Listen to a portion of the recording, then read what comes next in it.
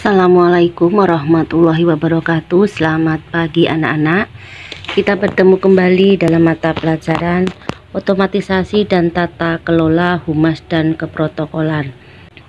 Pada kompetensi yang ke-19 ini merupakan video yang pertama. Kita akan mempelajari materi tentang perjalanan dinas pimpinan, ya. Kemudian permasalahan yang akan kita bahas adalah ruang lingkup perjalanan dinas. Ada 6 ruang lingkup perjalanan dinas. 1.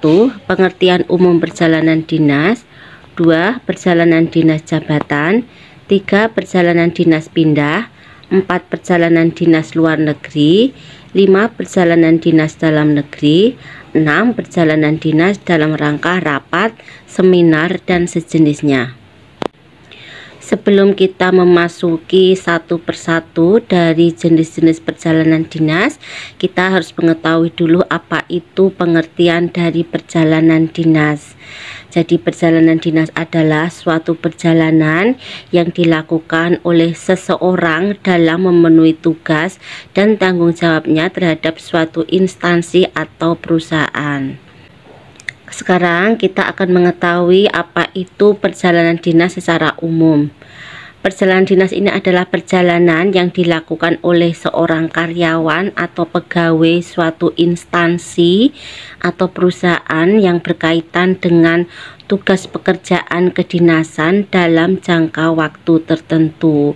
Nah, jadi anak-anak, perjalanan dinas ini dilakukan oleh seorang pegawai atau karyawan, ya, yang mendapatkan tugas dari perusahaan atau kantornya untuk melakukan suatu pekerjaan yang berkaitan dengan tugasnya. Dan ini dalam beberapa waktu tertentu, ya, bisa sehari, 2 hari, 3 hari, dan seterusnya, sesuai dengan kebutuhan dari kegiatan tersebut. Perjalanan dinas sesuai dengan Peraturan Menteri Keuangan Nomor 113 /PMK.05/2012 ini antara lain: 1. Pejabat negara. 2. Pegawai negeri. 3. Pegawai tidak tetap. 4. Kuasa pengguna anggaran atau KPA. 5. Pejabat pembuat komitmen atau PPK. 6. Surat perjalanan dinas atau SPD. 7. Pelaksanaan surat perjalanan dinas. 8. Uang persediaan. Dan yang ke-9 adalah standar biaya. Yang kedua adalah perjalanan dinas jabatan. Ini adalah perjalanan dinas pulang pergi melewati batas ataupun dalam kota untuk melaksanakan tugas. Jadi ini perjalanan dinas yang dilakukan dalam satu kota, ya.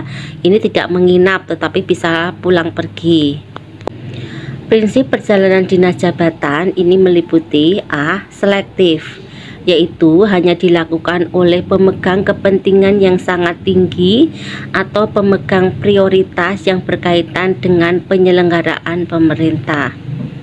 2. Ketersediaan anggaran dengan kesesuaian dan pencapaian kinerja kementerian negara atau lembaga.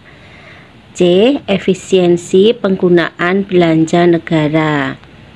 D. Akuntabilitas pemberian perintah pelaksanaan perjalanan dinas dan pembebanan biaya perjalanan dinas. Jenis-jenis perjalanan dinas jabatan. A. Perjalanan dinas jabatan melewati batas kota.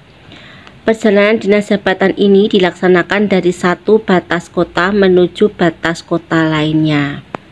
B. Perjalanan dinas jabatan dalam kota. Ini artinya perjalanan dinas jabatan yang dilaksanakan dalam satu lingkup kota. Tujuan perjalanan dinas jabatan: A. Melaksanakan tugas dan fungsi yang melekat pada jabatan. B. Mengikuti rapat, seminar, dan kegiatan lain yang sejenis. C. Menempuh ujian dinas atau ujian jabatan. D. Menghadap majelis penguji kesehatan pegawai negeri untuk mendapatkan surat keterangan dokter terkait kondisi kesehatan guna kepentingan jabatan. E. Memperoleh pengobatan berdasarkan surat keterangan dokter karena mendapat cedera saat melakukan tugas. F. Mendapatkan pengobatan berdasarkan keputusan Majelis Penguji Kesehatan Pegawai Negeri. G. Mengikuti pendidikan setara tingkat diploma S1, S2, S3. H. Mengikuti pendidikan dan pelatihan di lembaga terkait. I. Menjemput atau mengantarkan jenazah pejabat negara yang meninggal dunia dalam melakukan perjalanan. 3. Perjalanan dinas pindah adalah perjalanan dinas dari tempat kedudukan yang lama menuju tempat kedudukan yang baru berdasarkan surat keputusan pindah. Tujuan perjalanan dinas pindah: A. Pindah tugas dari tempat kedudukan yang lama menuju tempat tugas pindah. B. Pemulangan pejabat negara atau pegawai negeri yang diberhentikan dengan hormat dengan hak pensiun atau mendapat uang tunggu dari tempat kedudukan menuju tempat tujuan menetap. C. Pemulangan keluarga yang sah pejabat negara atau pegawai yang meninggal dunia dari tempat tugas terakhir menuju tempat tujuan menetap.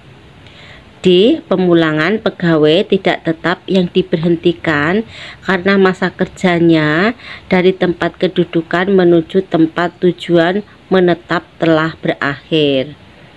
E. Pengembalian pejabat atau pegawai negeri yang mendapat uang tunggu dari tempat tujuan yang untuk dipekerjakan kembali. Biaya dalam perjalanan dinas pindah. A.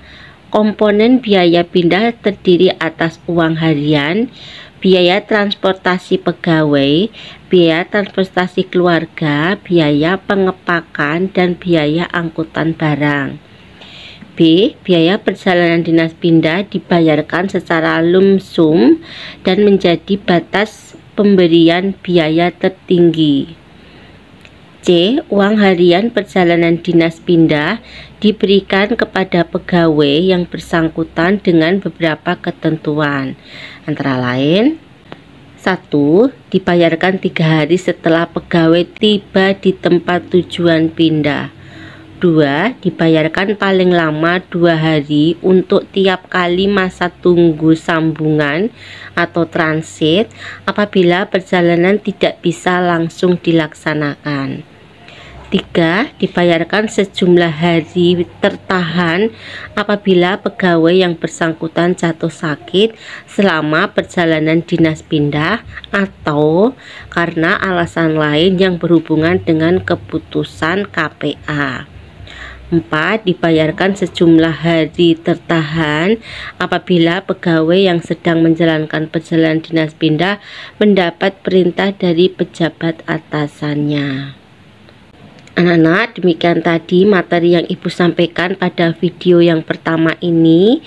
Untuk selanjutnya kalian bisa memutar video berikutnya, yaitu video bagian yang kedua.